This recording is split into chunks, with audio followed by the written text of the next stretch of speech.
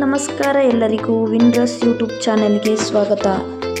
ಕೊಡಗಿನ ಶೈಲಿಯಲ್ಲಿ ಪತ್ರೊಡೆ ಹೇಗೆ ಮಾಡೋದು ಅಂತ ತೋರಿಸ್ಕೊಡ್ತೀನಿ ನೋಡಿ. ಮರ ಕೆಸೆಯಿಂದ ಪತ್ರೊಡೆ ಮಾಡೋದು. ನಾನು ಒಂದು 15 ಮರ ಕೆಸನ ತಗೊಂಡಿದ್ದೀನಿ. ಚೆನ್ನಾಗಿ ತೊಳೆದು ಅದನ್ನ ಒರೆಸ್ಕೊತಾ ಇದ್ದೀನಿ.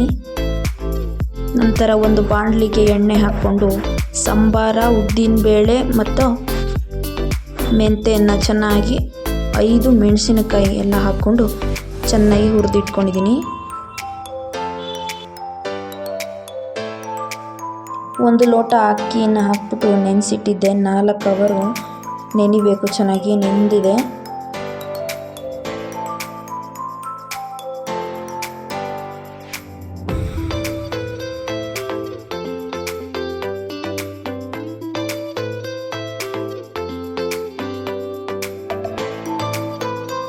ಈಗ ಮಸಾಲ ಮಾಡ್ಕೋಬೇಕಲ್ಲ.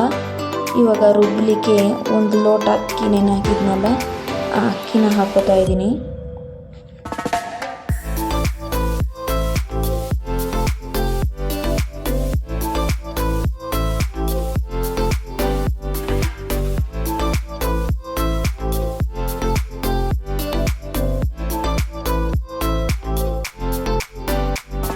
ಅಕ್ಕಿನ ಚೆನ್ನಾಗಿ ರುಬ್ಬಿಟ್ಕೊಂಡಿದ್ದೀನಿ. ಅದಕ್ಕೆ ಒಂದು ಲಿಂಬೆಹಣ್ಣಿನ ಗಾತ್ರದ ಹುಣಸೆ ಹಣ್ಣನ್ನು ಹಾಕ್ಕೊಂಡಿದ್ದೀನಿ ಮತ್ತು ಅರಿಶಿಣದ ಪುಡಿ 1/4 ಸ್ಪೂನಷ್ಟು ಅರಿಶಿಣ ಪುಡಿ ಹಾಕ್ಕೊಂಡಿದ್ದೀನಿ. ಈಗ ಏನೆಲ್ಲ ಹುರಿದು ಇಟ್ಕೊಂಡಿದ್ನಲ್ಲ ಆ ಮಸಾಲ ಐಟಮ್ನ ಹಾಕ್ತಾಯಿದ್ದೀನಿ.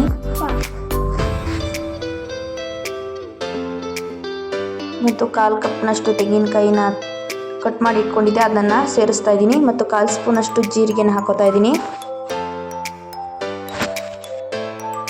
ಮಸಾಲೆ ರುಬ್ಬಿಯಾಗಿದೆ. ಈಗ ಮರ ಕೆಸನ ತಗೊಂಡು ಒಂದ್ರ ಮೇಲೆ ಒಂದು ಎಲೆಗೆ ಹಾಕಿ ಮಸಾಲೆನ, ಅದ್ರ ಮೇಲೆ ಇನ್ನೊಂದು ಕೆಸವನ್ನು ಇಟ್ಟು ಹಾಗೆ ಇಟ್ಟು ಈ ಥರ ರೋಲ್ ಮಾಡಬೇಕು. ರೋಲ್ ಮಾಡಿ ಇಟ್ಕೊಂಡದಕ್ಕೆ ಅದ್ರ ಮೇಲೆಲ್ಲ ಮಸಾಲೆ ಎಲ್ಲ ಹಾಕಬೇಕು. ಎಲ್ಲ ಮಿಕ್ಸ್ ಮಾಡಿ ಆಗಿದೆ, ರೋಲ್ ಮಾಡಿ ಇಟ್ಕೊಂಡಿದ್ದೀನಿ. ಇದನ್ನು ಕಳಿಸಿಗೆಯಲ್ಲಿ ಬೇಯಿಸಿ ಇಟ್ಕೋಬೇಕು.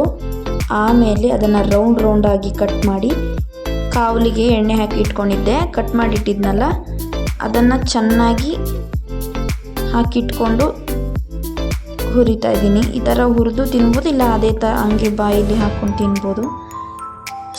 ಅದ್ರ ಜೊತೆ ಸಾಸ್ ಹಾಕ್ಕೊಂಡು ತಿನ್ನೋದ್ರಲ್ಲಿ ಚೆನ್ನಾಗಿರುತ್ತೆ. ಟೇಸ್ಟ್ ಮಾತ್ರ ಸಖತ್ತಾಗಿರುತ್ತೆ ಟೇಸ್ಟು. ಒಂದ್ಸತಿ ಟ್ರೈ ಮಾಡಿ ನೋಡಿ.